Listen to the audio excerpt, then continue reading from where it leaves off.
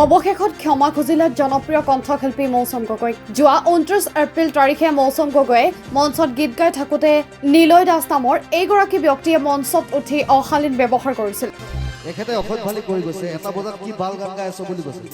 Actually উদ্যোক্তা কোন হয়? আৰু সেই বিশেষ ভিডিঅ'টো সামাজিক মাধ্যমত বিশেষভাৱে চৰ্চা লাভ কৰিছিল।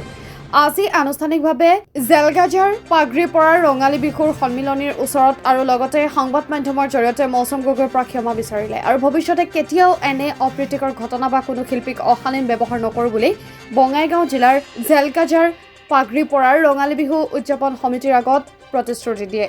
এখেত কোন হয়? নমস্কাৰ, মোৰ নাম নিলয় দাস। যোৱা 29 এপ্ৰিল সেইদিনা অকণমান মোৰ ভুল হৈ গ'ল।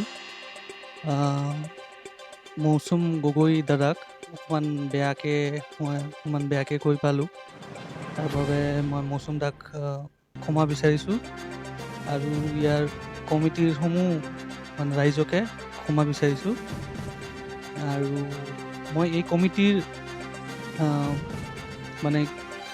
একচুৱেলি মই কমিটিৰ নহয়, গোটেই ৰাইজকে মই জনাব খুজিছোঁ যে এই কমিটিৰ মই নহয়,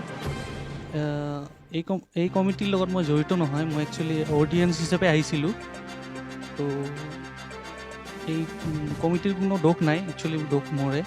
তো এই কমিটিৰ কোনো যাতে এই কমিটিক একো যাতে দোষ নিদিয়ে সেইটোৱে মই বিচাৰিছোঁ। আৰু মোৰ ফালৰ পৰাও দাদাক মোৰ ফালৰ পৰা ক্ষমা বিচাৰিছোঁ আৰু সমূহ ৰাইজকে ক্ষমা বিচাৰিছোঁ।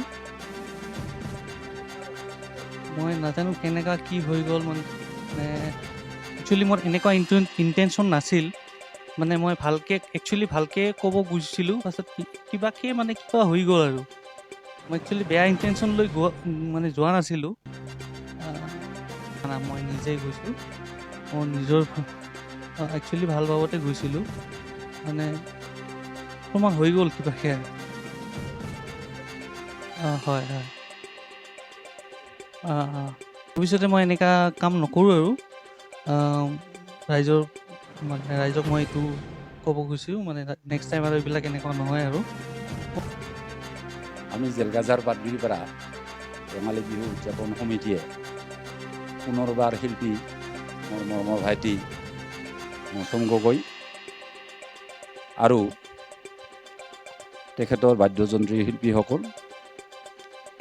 তাৰ লগে লগে অসমৰ শিল্পী সমাজ আৰু অসমবাসী ৰাইজলৈ খুব দুখেৰে সৈতে যোৱা 29 এপ্ৰিল 2024 ইংৰাজী তাৰিখত হৈ যোৱা অপ্ৰীতিকৰ ঘটনাটোৰ বাবে আমি সকলো পক্ষৰ ৰাইজৰ ওচৰত উদযাপন সমিতিৰ তৰফৰ ফালৰ পৰা আমি ক্ষমা প্ৰাৰ্থনা কৰিছোঁ।